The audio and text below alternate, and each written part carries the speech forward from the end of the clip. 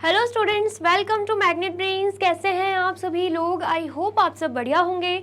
आज की video start करने से पहले मैं आपको बता देती हूँ, मैग्नेट ब्रेन्स आपको प्रोवाइड कराता है free of cost quality education from class के टू क्लास 12। जी हाँ, सही सुना आपने, किंडरगार्टन से लेकर क्लास 12 तक की कराई जाती है आपको कंप्लीट एजुकेशन, वो भी फ्री ऑफ कॉस्ट प्रोवाइड। तो करना क्या है, आपको यूट्यूब चैनल पर जाना है एंड कर देना है मैग्नेट ब्रेन्स को सब्सक्राइब, जहां पर आपको सीबीएसई बोर्ड से लेकर अदर स्टेट बोर्ड जैसे कि UP board, MP board, Bihar board जैसे कोर्सेज भी अवेलेबल है। यहाँ तक कि आपको प्रैक्टिस क्वेश्चंस भी यहाँ पर सॉल्व कराए जाते हैं। E books and e notes की जो लिंक है आपको डिस्क्रिप्शन बॉक्स में मिल जाएगी।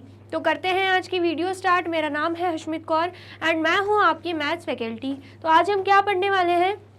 आज हम पढ़ेंगे चैप्टर 6, जिसका नाम क्या है, पेरीमीटर एंड एरिया, उसका फिगर इट आउट, जो कि आपके पेज नंबर 149 पर देकर रखा हुआ है। ठीक है, इससे प्रीवियस वीडियो में हमने क्या देखा था, अगर हमें अलग अलग शेप्स दे के रखे हैं रेक्टेंगल्स के, ठीक है, मतलब पजल एक्टिविटी देखी थी जहां पर हमें अलग अलग रेक्टेंगल के शेप्स दे के रखे थे, किसी के डायमेंशंस दे के रखे हुए थे तो किसी के नहीं दे के रखे हुए, एंड किसी के एरिया दे के रखा हुआ है तो किसी का नहीं दे के रखा हुआ है। तो जिसका नहीं दे के रखा हुआ है उसके डायमेंशंस एंड एरिया हमें फाइंड आउट करना था। तो अगर आपने वो वीडियो नहीं देखी है, सबसे पहले जाके आपको वही वीडियो देखनी है। वीडियो अच्छी लगे तो वीडियो को लाइक, कमेंट एंड शेयर करना है एंड देन फिर आना है फिगर इट आउट पे। इस फिगर इट आउट में टोटल 8 क्वेश्चंस हैं, जिसमें इस वीडियो में हम क्वेश्चन 1 टू क्वेश्चन 4 सॉल्व करेंगे एंड नेक्स्ट वीडियो में हम बचे हुए क्वेश्चन सॉल्व करने वाले हैं। ठीक है, चलिए। तो सबसे पहला क्वेश्चन क्या है, give the dimensions of a rectangle whose area is the sum of the areas of these two rectangles having measurement 5 meter, 10 meter and 2 meter multiply by 7 meter। मतलब क्या बोला जा रहा है, हमें एक रेक्टेंगल के डायमेंशंस बताने हैं।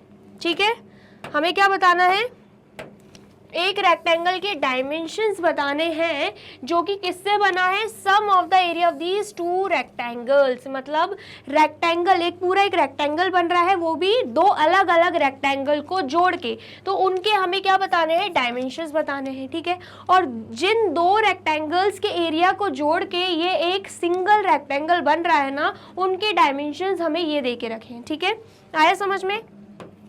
यहाँ पर क्या हो रहा है, दो रेक्टेंगल है, एक रेक्टेंगल ये हो गया, ठीक है,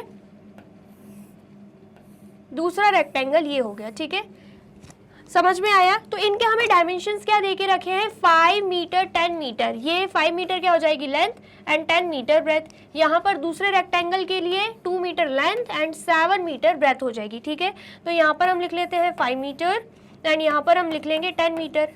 ऐसे ही यहाँ पर लेंथ 2 मीटर एंड 7 मीटर क्या हो जाएगी, ब्रेथ। तो बोला जा रहा है कि जब हम इन दोनों रेक्टेंगल का एरिया निकाल रहे हैं एंड उनके एरिया को क्या कर रहे हैं, सम कर रहे हैं, यहाँ पर सम लिखा हुआ है। ठीक है, तो जो आंसर आएगा ना, उस एरिया के अकॉर्डिंग हमें क्या बताना है, एक सिंगल रेक्टेंगल बनाना है, जिनके हमें डायमेंशंस बताने हैं, मतलब लेंथ एंड ब्रेथ बतानी है। ठीक है, आया समझ में? तो उसके लिए सबसे पहले हम क्या करेंगे, ये जो दो रेक्टेंगल्स दे के रखे हैं, सबसे पहले तो इनका एरिया निकालेंगे। ठीक है, तो यहाँ पर हम लिख लेते हैं एरिया ऑफ फर्स्ट रेक्टेंगल।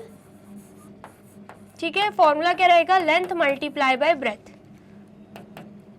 तो हमें लेंथ 5 मीटर दे के रखी है, ब्रेथ दे के रखी हुई है 10 मीटर, तो क्या आ जाएगा यहाँ पे 50 स्क्वायर मीटर। ठीक है, ये क्या निकल गया, ये एरिया निकल गया। नेक्स्ट अब हम क्या करेंगे, सेकेंड रेक्टेंगल का एरिया निकालेंगे। एरिया ऑफ सेकेंड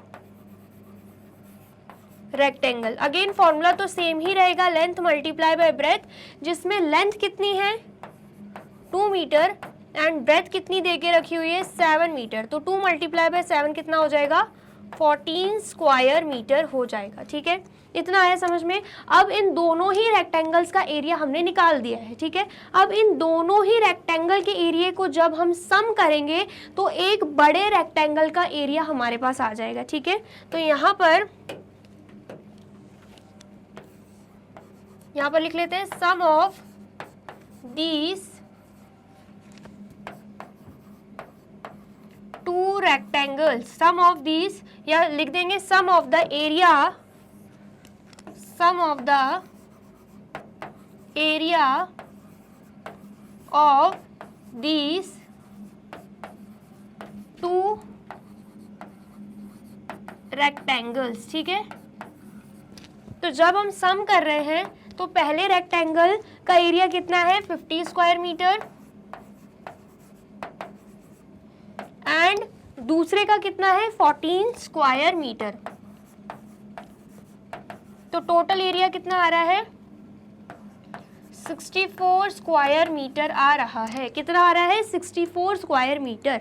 अब 64 स्क्वायर मीटर क्या हो जाएगा, ये जो सिंगल रेक्टेंगल बन रहा है ना उसका एरिया हो जाएगा। एक बड़े से रेक्टेंगल का एरिया 64 स्क्वायर मीटर हो जाएगा। ठीक है, आया समझ में। लेकिन हमें क्या करना है, हमें उसके डायमेंशंस बताने हैं, मतलब लेंथ एंड ब्रेथ बतानी है। ठीक है, तो यहाँ पर हम लिख देंगे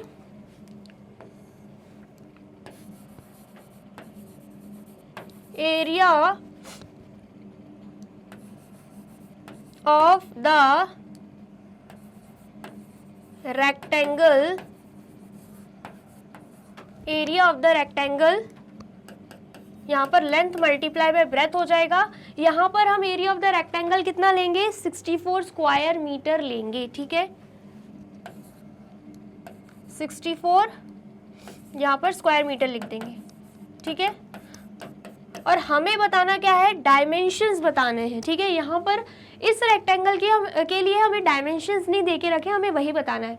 तो हमें पता है 64 कैसे आएगा, जब हम लेंथ मल्टीप्लाई बाय ब्रेथ कर देंगे। तो मेनली अगर हमें डायमेंशंस पता करने हैं ना तो हम क्या निकालेंगे 64 के फैक्टर्स निकालेंगे। ठीक है, मैंने आपको पहले भी बताया था कि लेंथ एंड ब्रेथ हमें निकालनी रहती है, तो बेसिकली हम क्या निकालते हैं, फैक्टर्स निकालते हैं। ठीक है, आया समझ में।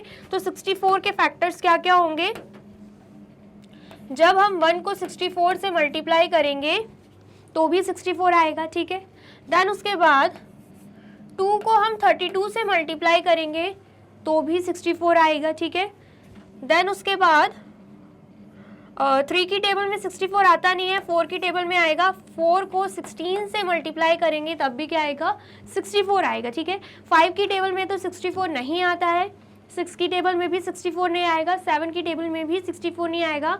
फिर 8 की टेबल में आ जाएगा 8 8 जा 64। ठीक है, तो मैंने आपको फैक्टर्स निकालने के लिए ये भी बताया था कि जहाँ पे हमें डबल नंबर दिख जाए वहीं पर हम स्टॉप हो जाते हैं, मतलब ये हमारे क्या निकल चुके हैं, फैक्टर्स निकल चुके हैं। ठीक है, तो अगर हम बात करें इस रेक्टेंगल के डायमेंशंस की तो हम लेंथ 1 मान सकते हैं, ब्रेथ 64 मान सकते हैं। ठीक है, तो जब लेंथ मल्टीप्लाई बाय ब्रेथ करोगे अल्टीमेटली आंसर 64 ही आएगा। लेंथ अगर आप 2 लेते हो तो ब्रेथ 32 हो जाएगी, जब दोनों का मल्टीप्लिकेशन करोगे तब भी 64 आएगा। ठीक है, फिर अगर आप लेंथ 4 लेते हो एंड ब्रेथ 16 हो जाएगी तो दोनों का मल्टीप्लिकेशन करोगे तब भी 64 आएगा। ऐसे ही अगर आप लेंथ एंड ब्रेथ दोनों ही 8 लेते हो तब भी अगर आप दोनों का मल्टीप्लिकेशन करोगे तो 64 स्क्वायर मीटर ही आपका आंसर आएगा। ठीक है, आया समझ में। तो डायमेंशंस पूछे जा रहे थे, तो ये क्या है, ये मैंने आपको डायमेंशंस बताए हैं, ये इस रेक्टेंगल के पॉसिबल डायमेंशंस हो जाएंगे। ठीक है, चारों में से हम कोई भी डायमेंशंस ले सकते हैं क्योंकि अल्टीमेटली मल्टीप्लाई करने पर तो आंसर यही आएगा 64 स्क्वायर मीटर। ठीक है, इतना आया समझ में, आया है तो फटाफट से नोट डाउन कर लीजिए। कर लिया आपने नोट डाउन, और वीडियो अच्छी लग रही है तो फटाफट से वीडियो को लाइक कमेंट एंड शेयर भी कर दीजिए। ठीक है, चलिए अब नेक्स्ट देखते हैं। नेक्स्ट क्या है, क्वेश्चन सेकंड क्या है, the area of a rectangular garden that is 50 metre long is 1000 square metre. हमें क्या दे के रखा है, एरिया दे के रखा है रेक्टेंगुलर गार्डन का, वो भी 1000 स्क्वायर मीटर। ठीक है, एंड ये जो 50 मीटर है ये हमें क्या दे के रखी है, ये हमें लेंथ दे के रखी हुई है। लॉन्ग बोला जा रहा है तो मतलब लेंथ दे के रखी हुई है। Find the width of the garden, अब हमसे बोला जा रहा है विड्थ फाइंड आउट करनी है, मतलब गार्डन की हमें ब्रेथ फाइंड आउट करनी है। ठीक है, तो क्या हम कर सकते हैं, बिल्कुल कर सकते हैं। सबसे पहले तो जो जो देके रखा है हम वही लिख देंगे। एरिया ऑफ अ रेक्टेंगल, तो एरिया ऑफ रेक्टेंगल कितना है 1000 स्क्वायर मीटर, ठीक है। फिर उसके बाद लेंथ, यहां पर area of a rectangular garden लिख देंगे हम, ठीक है। क्या लिख देंगे हम, area of the rectangular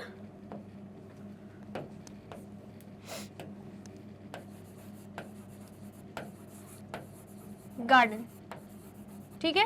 then उसके बाद लेंथ ऑफ अ रेक्टेंगुलर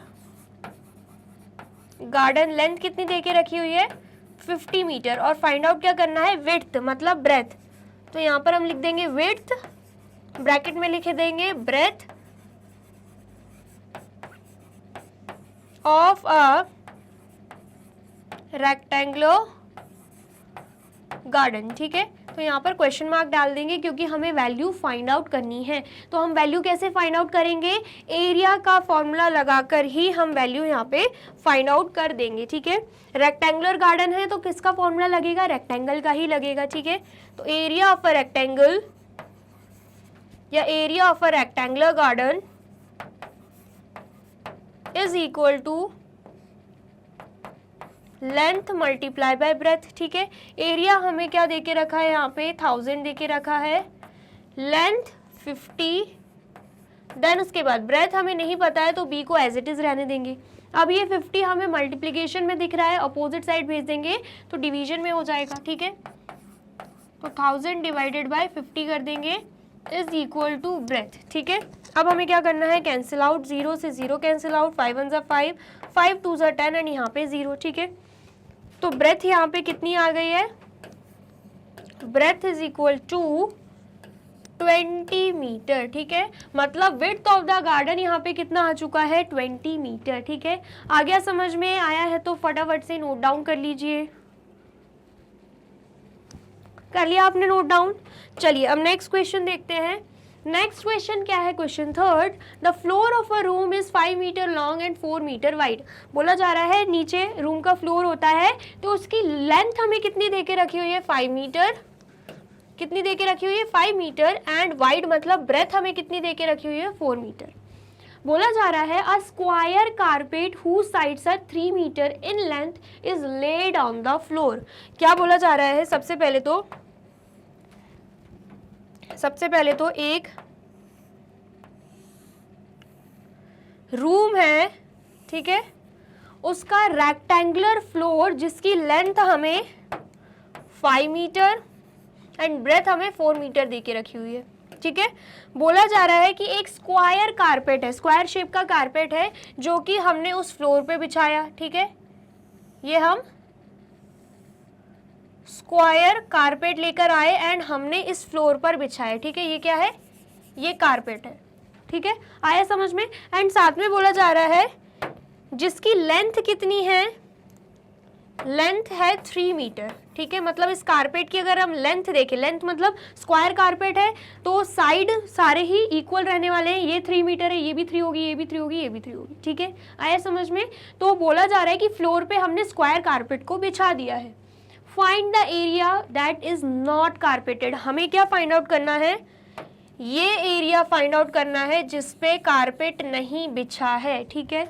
आया समझ में। तो हम क्या करेंगे, सबसे पहले तो पूरे रेक्टेंगुलर फ्लोर का एरिया निकालेंगे, उसमें से जितने पे कारपेट बिछा है उसका एरिया निकालेंगे, देन क्या कर देंगे, माइनस कर देंगे। जब पूरे रेक्टेंगल में से इस स्क्वायर को माइनस कर देंगे तो अल्टीमेटली ये जो शेडेड रीजन है जिसपे कारपेट नहीं बिछा है वो आपके पास आ जाएगा, ठीक है।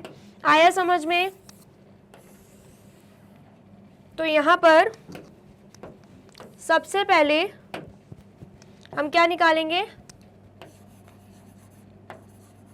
Area of a rectangular floor, ठीक है। फॉर्मूला क्या रहेगा, लेंथ मल्टीप्लाई बाय ब्रेथ, ठीक है। तो लेंथ कितनी है 5 मीटर, ब्रेथ कितनी है 4 मीटर, मल्टीप्लाई करेंगे 5 4 ज़ा 20 एंड साथ में क्या आ जाएगा, स्क्वायर मीटर। ठीक है, area of a rectangular floor कितना आया है, 20 स्क्वायर मीटर। देन उसके बाद area of a square carpet, square carpet का एरिया निकालना है तो हमें स्क्वायर का फॉर्मूला लगाना पड़ेगा, जो क्या है, साइड मल्टीप्लाई बाय साइड। ठीक है, तो साइड हमें क्या देके रखी है, 3 मीटर, तो 3 मीटर मल्टीप्लाई बाय 3 मीटर हम यहाँ पे कर देंगे। ठीक है, तो आंसर क्या आएगा, 3 3 ज़ा 9 एंड यहाँ पर स्क्वायर मीटर। अब हमें क्या करना होगा, जैसे कि मैंने आपको बोला, अगर हमें फाइंड आउट करना है area that is not carpeted, तो रेक्टेंगल के एरिया में से स्क्वायर के एरिया को हम माइनस कर देंगे। ठीक है, आया समझ में? तो यहाँ पर लिख देते हैं area that is not carpeted is equal to, सबसे पहले तो यहाँ पर आएगा 20 स्क्वायर मीटर माइनस, फिर यहाँ पे क्या आ जाएगा, 9 स्क्वायर मीटर। तो माइनस कर रहे हैं तो हमारा आंसर क्या आ रहा है, 11 स्क्वायर मीटर आ रहा है। इसका मतलब क्या है, 11 स्क्वायर मीटर एरिया है जो कि कारपेटेड नहीं है। ठीक है, इतना आया, समझ में आया है तो फटाफट से नोट डाउन कर लीजिए। कर लिया आपने नोट डाउन, और वीडियो अच्छी लग रही है तो फटाफट से वीडियो को लाइक, कमेंट एंड शेयर भी कर दीजिए। ठीक है, चलिए अब नेक्स्ट देखते हैं। नेक्स्ट क्या है, क्वेश्चन 4। क्वेश्चन 4 क्या बोल रहा है, 4 flower beds having side 2 metre long and 1 metre wide are dug at the 4 corners of a garden that is 15 metre long and 12 metre wide. बोला जा रहा है कि 4 फ्लावर बेड्स हैं, ठीक है, जिनकी साइड हमें कितनी दे के रखी हुई है, 2 मीटर लॉन्ग मतलब लेंथ एंड 1 मीटर वाइड मतलब ब्रेथ दे के रखी हुई है। ठीक है, आया समझ में? मतलब हर एक फ्लावर बेड की हमें लेंथ एंड ब्रेथ दे के रखी हुई है, एंड ऐसे ही सेम 4 फ्लावर बेड्स हैं। ठीक है, are dug at the 4 corners of a garden.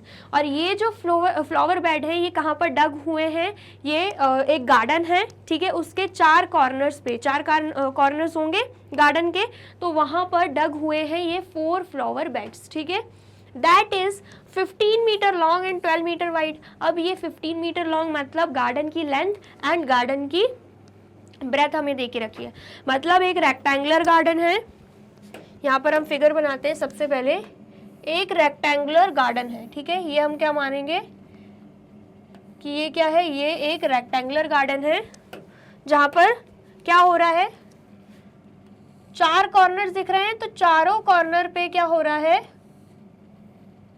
चारों कॉर्नर पे फ्लावर बेड्स डग हो रहे हैं। आपने देखे होंगे, अगर आप गार्डन चले जाओ, पार्क चले जाओ, तो फ्लावर्स लगे होते हैं कॉर्नर पे, तो वैसे ही 4 फ्लावर बेड्स यहाँ पे गार्डन पर लगे हुए हैं। ठीक है, आया समझ में? सबसे पहले तो अगर हम बात करें इस पूरे रेक्टेंगुलर गार्डन की लेंथ की, तो वो कितना है, 15 मीटर, और ब्रेथ की बात करें तो वो कितना देके रखा है, 12 मीटर। लेकिन फ्लावर बेड की बात करें तो इसमें हमें लेंथ कितनी दे के रखी है, 2 मीटर, एंड ब्रेथ कितनी दे के रखी हुई, 1 मीटर। सभी की सेम है। ठीक है, आया समझ में? तो हमसे बोला जा रहा है how much area is now available for laying down a garden, sorry laying down a lawn. बोला जा रहा है कि अब कितना एरिया बच रहा है लॉन बिछाने के लिए। मतलब आपने गार्डन में देखा होगा, अगर फ्लावर्स लगे हैं तो ग्रासेस भी लगे होते हैं, जो बची हुई जगह होती है वहाँ पे ग्रीन ग्रीन ग्रासेस रहते हैं, उसे ही क्या बोला जा रहा है, लॉन बोला जा रहा है। अब यहाँ पे चारों कॉर्नर्स पे तो फ्लावर बेड्स लग गए, फ्लावर्स डग किए जा रहे हैं, लेकिन बचे हुए एरिया पे इनको क्या करना है, ग्रासेस बिछाने हैं। ठीक है, तो पूछा जा रहा है कि कितना एरिया बचा है। मतलब बेसिकली ये जो एरिया है ना, जहाँ पे फ्लावर बेड नहीं लगे, यहाँ पर भी एंड यहाँ पर भी, वो हमसे पूछा जा रहा है कि कितना एरिया बचा है। ठीक है, आया समझ में? तो उसके लिए हम क्या करेंगे, पूरे ही रेक्टेंगुलर गार्डन में से इन चारों फ्लावर बेड्स को माइनस कर देंगे, तो बचा हुआ एरिया हमारे पास अल्टीमेटली आ जाएगा। ठीक है, आया समझ में? चलिए, तो यहाँ पर सबसे पहले तो हम रेक्टेंगुलर गार्डन का एरिया निकालेंगे। ठीक है, तो यहाँ पर हम लिख लेते हैं एरिया ऑफ अ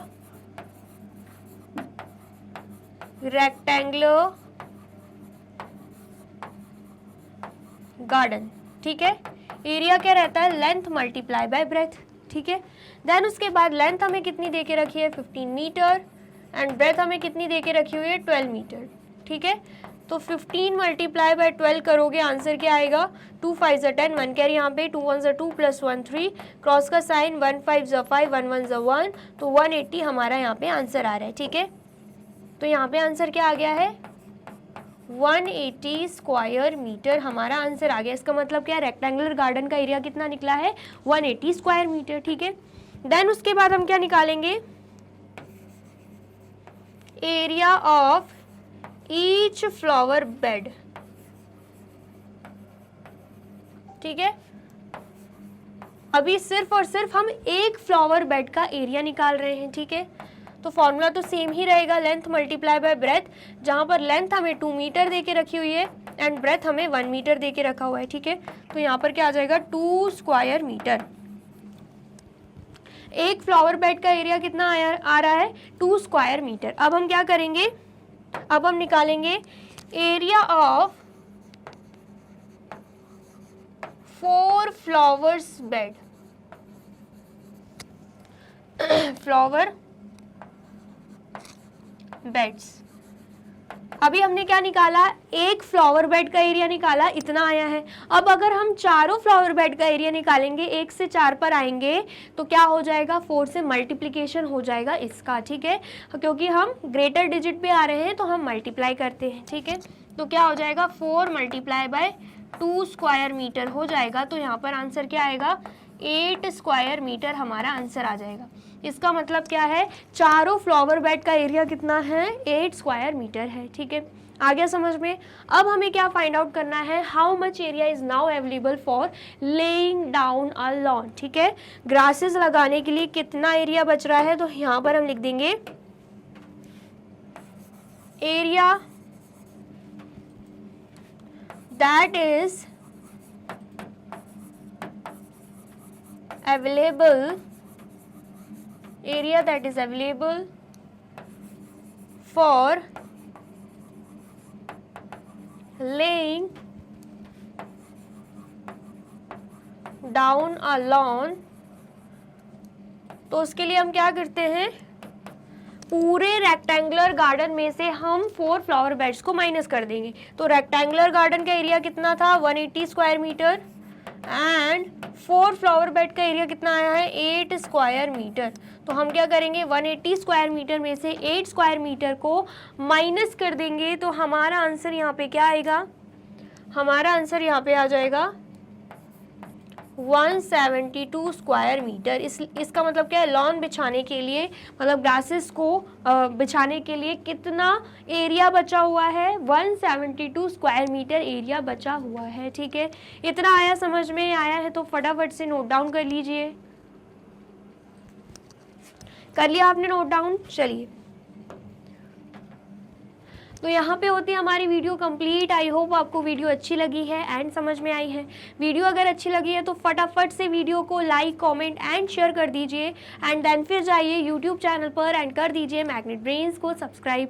ये रही हमारी एप्लीकेशन, ये रही हमारी वेबसाइट एंड ये रहे हमारे टॉप कोर्सेज जो आपको प्रोवाइड कराते हैं free of cost quality education. E books and e notes की जो लिंक है आपको डिस्क्रिप्शन बॉक्स में मिल जाएगी एंड ये रहे हमारे अदर सोशल मीडिया प्लेटफॉर्म जैसे कि YouTube, Facebook, Instagram, WhatsApp, Twitter. आप इन पे भी जाके विजिट कर सकते हैं एंड कर सकते हैं मैग्नेट ब्रेन्स को फॉलो। अब इससे नेक्स्ट वीडियो में मैं आपको क्या पढ़ाने वाली हूँ ये जानने के लिए करना क्या होगा, यूट्यूब चैनल पर जाके कर देना होगा मैग्नेट ब्रेन्स को subscribe. Thank you so much.